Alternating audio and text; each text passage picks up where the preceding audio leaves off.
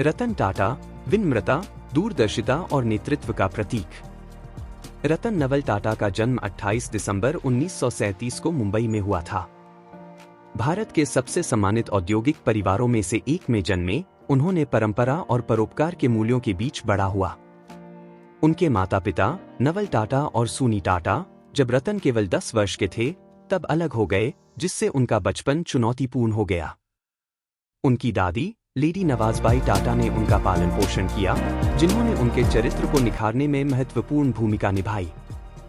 रतन टाटा ने अपनी प्रारंभिक शिक्षा मुंबई में प्राप्त की, लेकिन बाद में वे संयुक्त राज्य अमेरिका चले गए, जहां उन्होंने कॉर्नेल विश्वविद्यालय से वास्तुकला और संरचनात्मक इंजीनियरिंग की पढ़ाई की। उन्होंने 1962 में अपनी पढ़ाई पूरी की। बाद में उन्होंने हार्वर्ड बिजनेस स्कूल में एडवांस मैनेजमेंट प्रोग्राम में भाग लिया, जो उनके व्यावसायिक कौशल को निखारने में एक महत्वपूर्ण मोड़ साबित हुआ। लेकिन अमेरिका में अपने उज्जवल भविष्य के बावजूद वे अपने परिवार की विरासत के प्रति कर्तव्य की भावना से प्रेरित होकर भारत लौट आए। रतन टाटा 1962 में टाटा समूह में शामिल हुए। अपनी शुरुआत जमशेदपुर में टाटा स्टील के कार्यों से की, जहां उन्होंने दुकान के फर्श पर नीली कॉलर श्रमिकों के साथ काम किया। उनके शुरुआती अनुभवों ने उन्हें कार्यबल की गहरी समझ दी, जो उनके भविष्य के नेतृत्व की नींव रखी।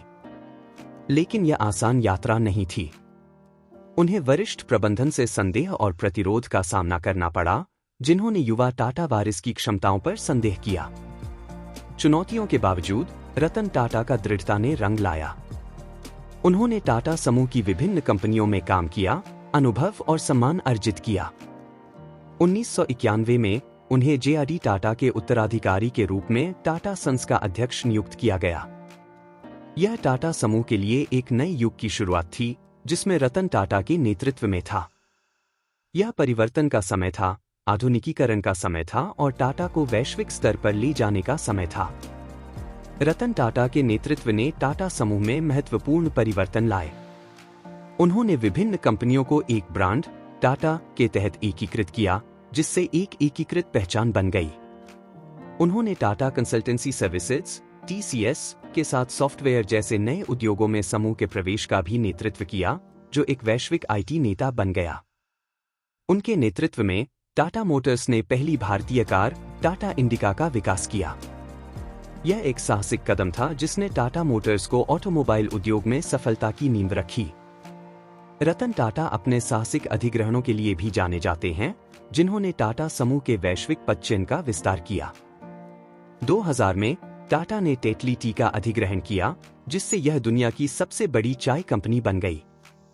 2007 में उन्होंने कोरस, एक ब्रिटिश स्टील दिग्गज का अधिग्रहण किया, जिससे टाटा स्टील विश्व के शीर्ष स्टील उत्पादकों में से एक बन गया। लेकिन शायद सबसे प्रतिष्ठित अधिग्रहण 2008 में जगुआर लैंड रोवर था। संदेह के बावजूद रतन टाटा ने JLR को एक लाभदायक उद्यम में बदल दिया, वैश्विक स्तर पर टाटा मोटर्स की प्रतिष्ठा को मजबूत किया। बोर्ड रूम से परे रतन टाटा अपनी विनम्रता और सरल जीवनशैली के लिए जाने जाते हैं। वे एक उत्सुक पशु प्रेमी हैं और आवारा कुत्तों को व्यक्तिगत रूप से बचाने के लिए जाने जाते हैं। रतन टाटा ने हमेशा अपने निजी जीवन को गोपनीय रखा है, कभी शादी नहीं की और एक विनम्र जीवन जिया। उनके ईमानदारी और सहानुभूति के मूल्य ही उन्हें कॉर्पोरेट दुनिया में अलग करते हैं। रतन टाटा के योगदान व्यापार से बहुत आगे तक फैले हैं। टाटा ट्रस्ट्स के माध्यम से वे भारत में सामाजिक परिवर्तन को प्रेरित करने में महत्वपूर्ण भूमिका निभाते रहे हैं, जिसमें स्वास्थ्य देखभाल, शिक्षा और ग्रामीण विकास पर ध्यान केंद्रित है।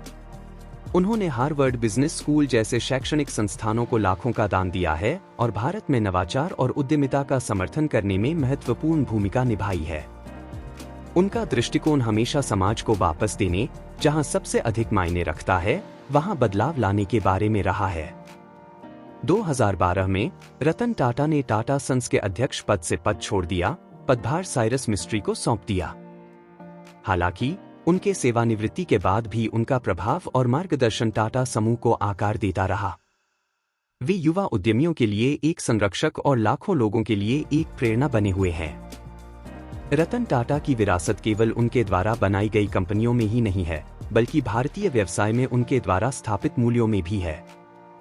उनकी कहानी सहानुभूति के साथ नेतृत्व क्या हासिल कर सकता है, इसका एक प्रमाण है।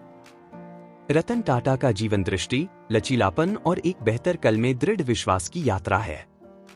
उन्होंने दुनिया को दिखाया है कि सच्ची सफलता आपके पीछे छोड़े गए प्रभाव में निहित है, न केवल संख्याओं में बल्कि आपके छुए गए जीवन में। जब हम उनकी अविश्वसनीय यात्रा पर विचार करते हैं, तो आइए हम निर्माण करने, वापस देने और बड़े सपने देखने के लिए प्रेरित हों।